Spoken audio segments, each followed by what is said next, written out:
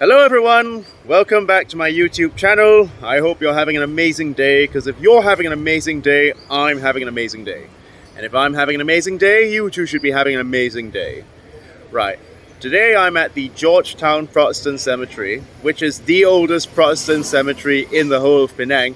Matter of fact, I've got to fact check this, but this may be the oldest cemetery in the whole of Penang Island. Now, the beauty of Penang Island is that it is a wonderful amalgamation of old and new.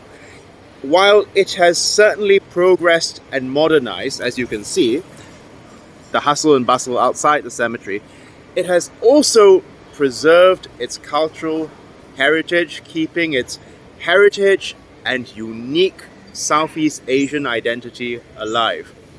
But today, I'm going to be showing you the oldest cemetery in the whole of Penang, which holds its most illustrious resident in all of its history, Sir Francis Light. Basically, this guy was the governor of Penang, the first governor of Penang, and I'm going to be showing you his grave today. I've only visited his grave once, so this is the second time I'm visiting it, and everyone in this cemetery has been dead for over 100 years. So let's see how well kept it is.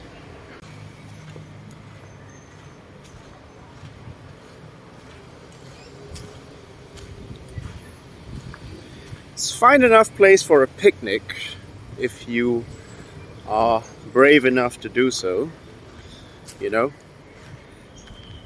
This is a cemetery that's over 200 years old, so as you can see, it's in a slight state of disrepair, a bit of dilapidation on the graves, but overall it's not a badly kept cemetery. The place is in a slight state of disrepair.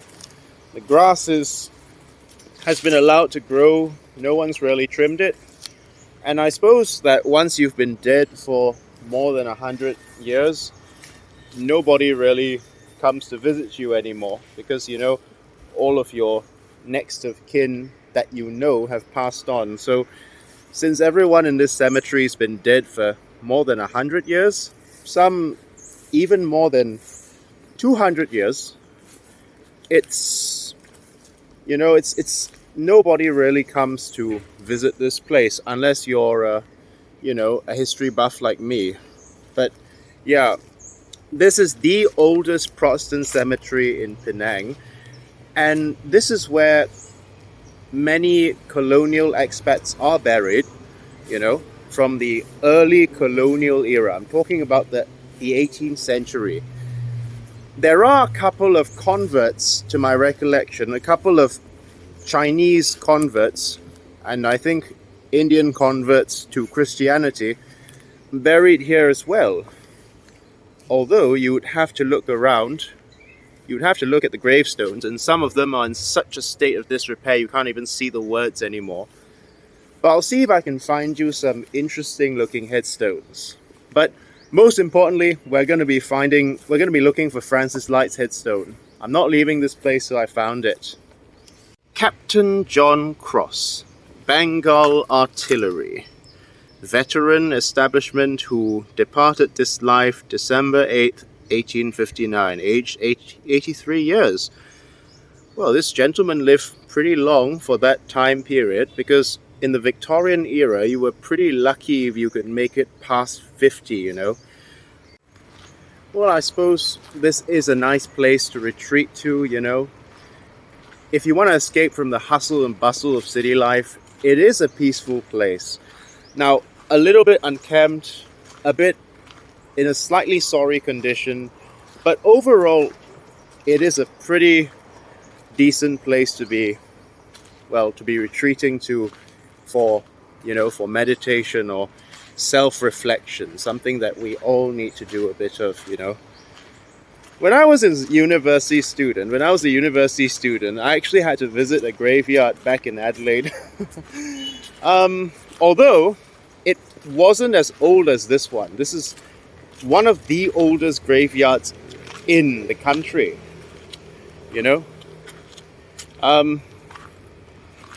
And it's really it's not in perfect condition, but it's still fairly well kept. Considering that, it's been through 2 world wars, it's obviously fairly resilient.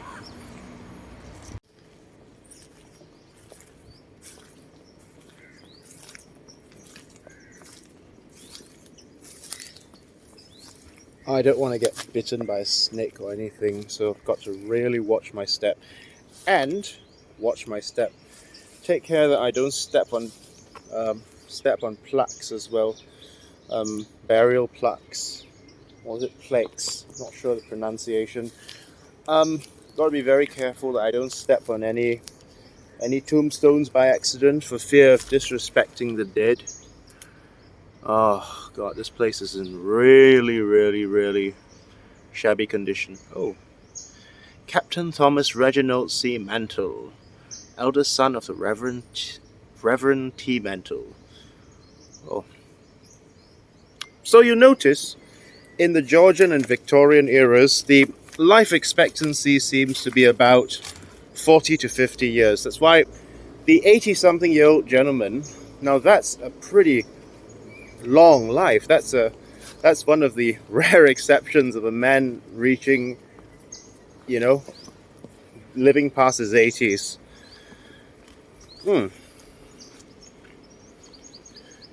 It's a little bit packed, right? You'll notice that the graves are packed, the tombs rather, are packed very, very tightly, very, very tightly with one another.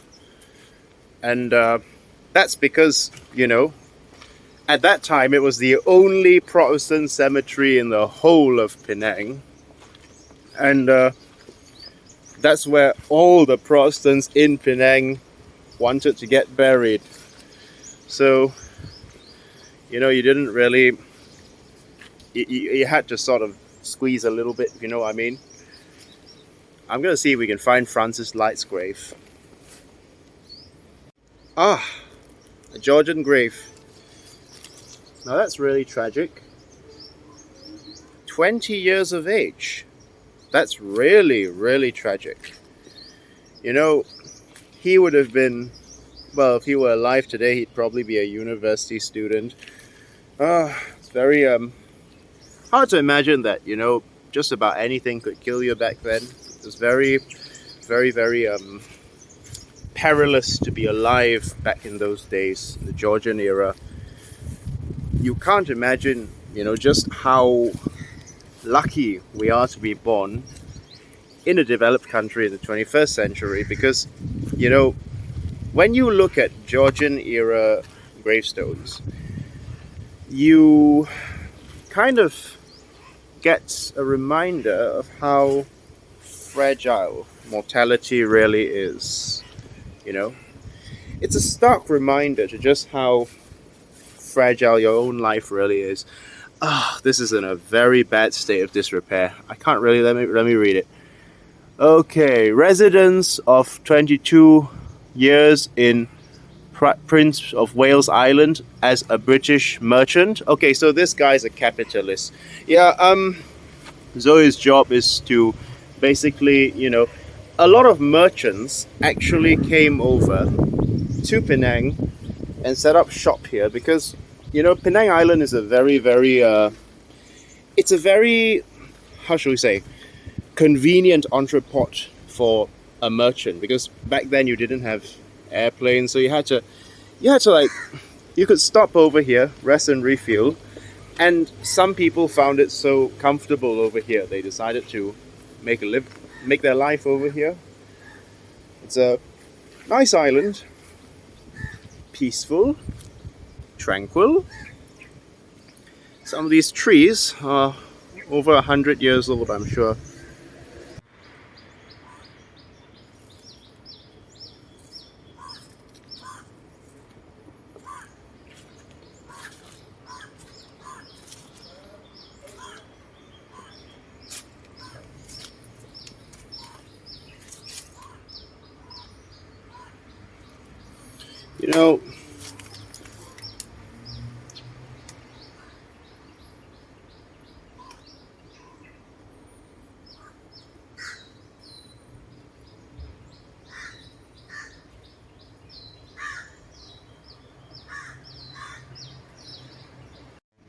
you can kind of predict how some people died.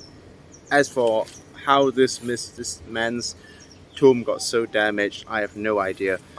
But I'm guessing that this is due to war damage, because of bombings during the Second World War, Japanese bombings. But take a look here. Died 1861, aged 27 years. This monument is erected by his brother officers in the 80th and in the P&O Street, Colombian. Okay, so this guy was probably a soldier. He definitely was a soldier. And if he died at 27 years of age, then he was probably killed in a battle or something, That's a most likely case. But I'm not ruling out the possibility that he died of disease or something else, because anything could kill you back then. This is a really, really tragic grave. This one belongs to Caroline Ann Long, the infant daughter of Captain George and Leah Long, who died on board the ship Punjab, March 21st, 1856, aged 6 days. I mean, if not only was adult mortality, a much bigger cause for concern back in those days, if you were a child, who had been born with any condition that could be counted as treatable today, well, you would that would probably be a death sentence for you in those days. So we've come a long way, and it's just incredible that, people would erect such a massive monument to a 6-day-old baby, 6-day-old child, which is, I think it tells you a lot, about how sentimental people are, how sentimental they are. Even though the child is just 6 days old, they would still, to them, it's not just a 6-day-old child. It's I can only imagine, the parents of this Caroline visiting this place time and again over the years. I'm sure this tomb has been visited many times by Mr. and Mrs. Long. Okay, I found him at last. After half an hour of searching, I finally found Francis Light's tomb. Here it is. After half an hour of searching, I found Captain Francis Light's tomb for the second time. Because last time I visited Captain Francis Light was 3 years ago. But your memory starts to fade after 3 years, and you start forgetting where things are. And in a labyrinth as complex as this, it's easy to confuse one tomb for the next. I mean, all these tombs look the same, So I found it at last. This is where Captain Francis Light is buried. Okay, so to get there, it's very simple. Use that dome as a landmark. Turn right. Okay, and you get a rough idea of where it is. Yeah. Okay.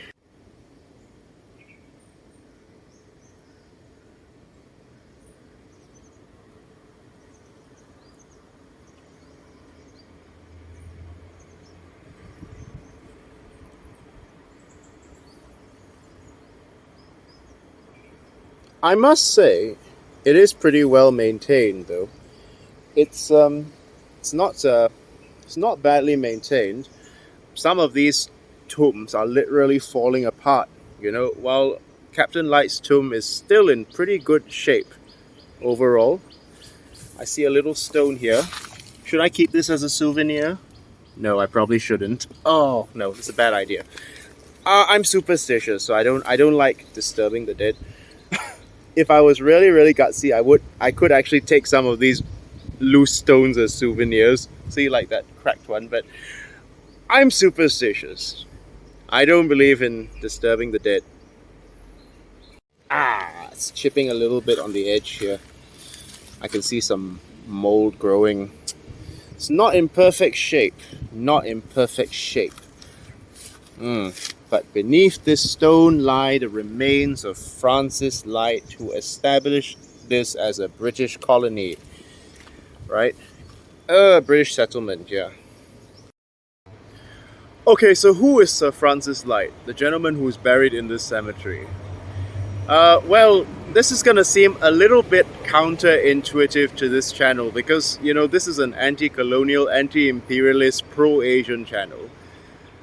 I don't want it to be so much of a tribute to Francis Light as it is a memorialization of him, right? Because I think it's important to know who Francis Light was if you're to understand how Penang got to be the way it is, right?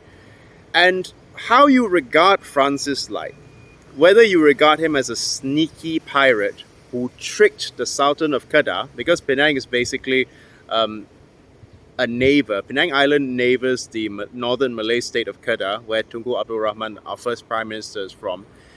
Oh, I'm sorry, I'm sweating because it's really, really hot. I'm not going to edit my sweat out though. Whether you want to view Francis Light as a sneaky pirate or an outstanding adventurer and industrialist is really up to you, right?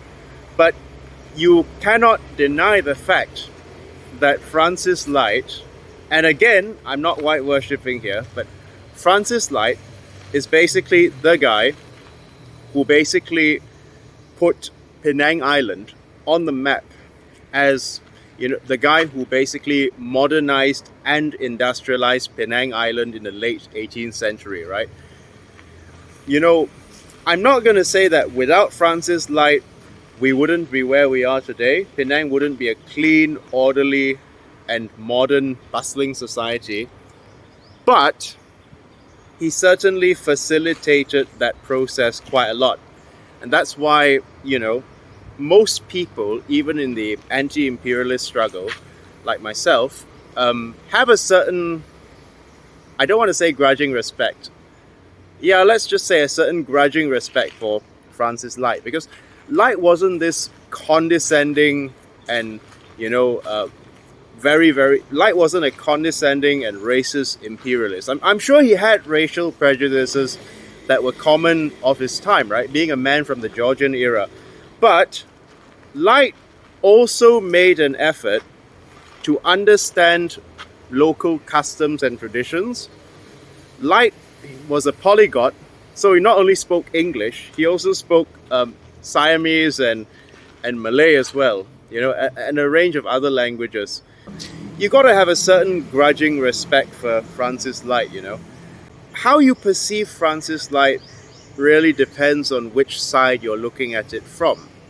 If you look at it from the side of the Malay history textbooks, well, you think of Francis Light as this cunning rogue, this dastardly pirate who comes over here and tricks the Sultan of Kedah. Kedah is the state that neighbors Penang Island, right? That tricks the Sultan of Kedah into handing him over Penang in an unfair treaty, right? But if you look at it from the side of a British history textbook, well, you probably look at Francis Light as some hero who helped to advance the glory of the British Empire, right? But the way I see Francis Light, I think the way I see him is just, as a man who came to a new world and decided to make a new life for himself.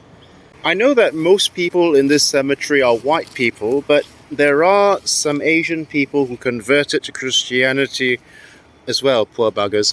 But they are buried in this place anyway as well. I can't read the tombstone words because I can't read Chinese.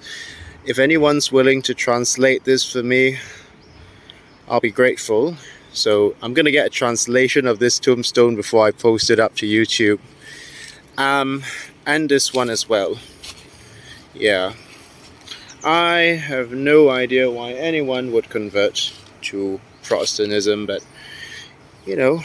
different strokes for different folks, I suppose.